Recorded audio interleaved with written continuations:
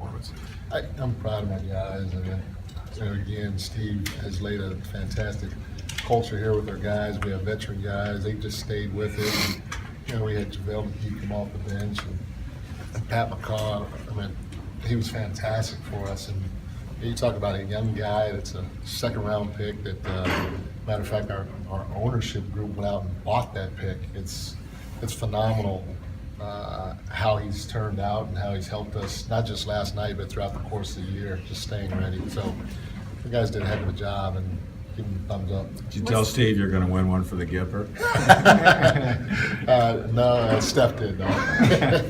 What's the biggest growth you've seen Pat make so far? Just his understanding of what it means to be a professional in the NBA, and he obviously has a good head on his shoulders, and he comes from a basketball background, and he had a lot of positives. But I think he's as time has gone on, he's understood what it takes to stay ready and be ready.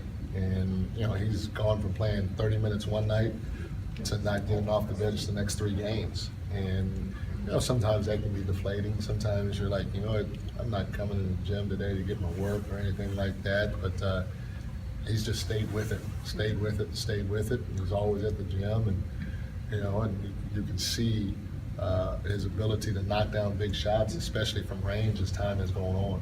He seemed a little aggressive in the last game. Yeah, Willie Green's done a terrific job working with him. He works with him quite a bit, and one of the things that Willie keeps telling him to be is aggressive. Because when you're on the floor, especially with Clay and Steph, and, Draymond. Even KD, you kind of tend to be the one that people help off of or whatever. And the more aggressive he is, the better it is for him and for us, because he can make plays. How unique is it to see a rookie still making growth this late in the season? I tell you, it's remarkable. And then, I said last night about Bob and those guys finding him in the second round. I said it earlier today about ownership buying that pick, and that's what kind of baffles me. I don't know anything about draft or anything like that, especially when he came out. I wasn't paying too much attention to it, but to find a guy like that in the second round, my son actually played against him at New Mexico, and so I watched him closely, and I didn't see what I'm seeing now. And I guess in the summertime during summer league, I saw a lot of growth from the first game to the last game, but to think that he's contributing the way he is right now is phenomenal. It blows my mind. Do you know your status for Game 4? Well, I figured I'm gonna ride off into the sunset. I helped us get 1-1. Want to know? So I'm not doing this no more. Can you take us through your communication with Steve and how you were able to convey his messages to the team? But the good part about it is obviously I've been here throughout most of the year, and I have a decent feel of what he's trying to do, and I've learned a lot from him and the rest of the staff and the players. And so we met regularly. We always meet, and we had met. We talked the night before the game. Actually, we talked, 11, 12 o'clock at night, and we talked again in the morning time. And then before the game, I went to his room. And so I spent a lot of time with him, and I have in the past, and I will continue to do that. And, again, you don't have to tell our guys much because they've been there and done that. And then Q-Dog's been with them forever. JC's been there, and Coach Adams. So the group, just as a whole, understands what he wants, and it makes it easy for a guy like me to just be a part. Has your day-to-day changed that much over the last couple days being there?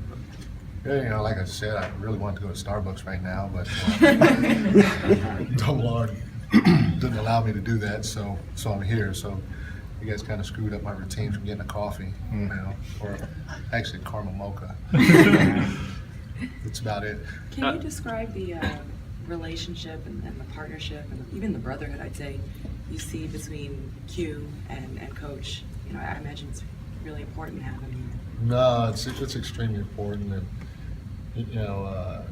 having a guy around you that you know so well, for both of them, is a comforting feeling. And they probably spend more time together than anybody else on the staff, and, especially with what Steve's going through, it's good to be able to have somebody like that because, at times he'd crack jokes or reminisce about things in the past that, keeps it all light for everybody, including Steve.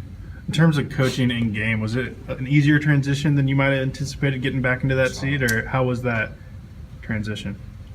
Yeah, obviously the butterflies are there because I hadn't really been in that seat in a while, or at least I hadn't been in that seat for a while, and so they were there. But again, I just tell you guys, I'm not saying this because I'm here, but the culture here, the foundation that Steve has laid, Bob's a freaking great guy. The players, they're smart. Coaches I had around me, it all kind of puts you at ease, and it turns into a real fluid situation, with what you have around you. So from that standpoint, everybody made it rather easy for me to make the adjustment. When you guys are down double digits in that game, how did you make decisions about how you would talk to the team and the way you might use volume or how you're going to bring their spirits up and energy up? Well, one of the many things that I learned from Steve about this group is you don't need a lot of rah-rah with this group, and the biggest thing is just tell them the truth. And a lot of times they already know what's going on. Sometimes you just need to remind them or they need to hear it out loud. But there was really no need for me to raise my voice or anything like that. I just told them what I saw, and 3/4 of the time they saw it before me anyway. And we just kind of stayed with it, with the group that we have and the scoring punch that we had. We knew that we weren't defending as well as we were capable of, and if we can string a couple of stops together, maybe Clay or Steph get hot, and we get out in transition, get some easy buckets, and next thing you know, it's a ball game again. So just kind of stayed the course last night, and it worked out. Coach, with JaVale's emergence, is he?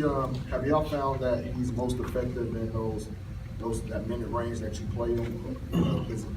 It's at times you can say, well, man, they should keep him in the game. But what have y'all found out as far as minutes and when he's most effective? But, for a guy that's 7 feet as long as he is and athletic as he is, if you watch him, he's pretty active on the floor. I mean, we have him, most 7-footers when it comes to pick and roll action, we're telling them, hey, just kind of be close to the screen if you can, but it's okay if you're down the floor because you can affect the game from being in that spot. But we're telling them pick and roll situations, especially against, Portland's great guards, be up the floor, be up the floor, be up the floor. So he's up the floor, and then he's chasing the ball to the rim and blocking it, and then trying to get a rebound. And, sometimes he's closing out and contesting a shot. And then we're having him setting the screen. Hey, every time you set a screen, you roll. And if you don't get it, you come back out and set another screen, then roll again, And so he expends a lot of energy with how hard he plays. And we feel that he's a 5 to 6 minute type guy. You sit him down, you get him some rest, and then you can possibly throw him back out there again. And so that's what we tried to do yesterday.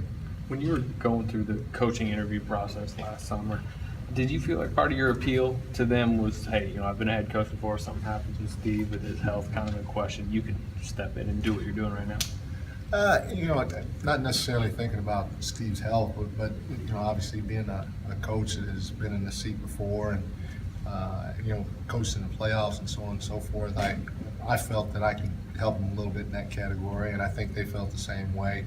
Obviously, Ron's a long time NBA assistant, but I don't think he wants to sit in this seat. That'd be a question that you'd have to ask him. And then, JC is going to be a great head coach someday, but he's relatively young in terms of the coaching ranks. So I think that was something that they talked to me about, and they liked that I had been a former head coach before, and I felt that was a strength of mine. How hard is it emotionally for the team to deal with having this issue again for Steve and just the sympathetic factor that's involved? We have some good guys that care a lot about not just Steve, but everybody else and each other especially. I think if it was a younger group and the communication wasn't as open as it is right now, maybe there'd be some concern. Everybody obviously is concerned for Steve as an individual or as a person, but the way that Steve and Bob have communicated to the group, I think it's kind of put everybody's mind at ease, at least for the time being.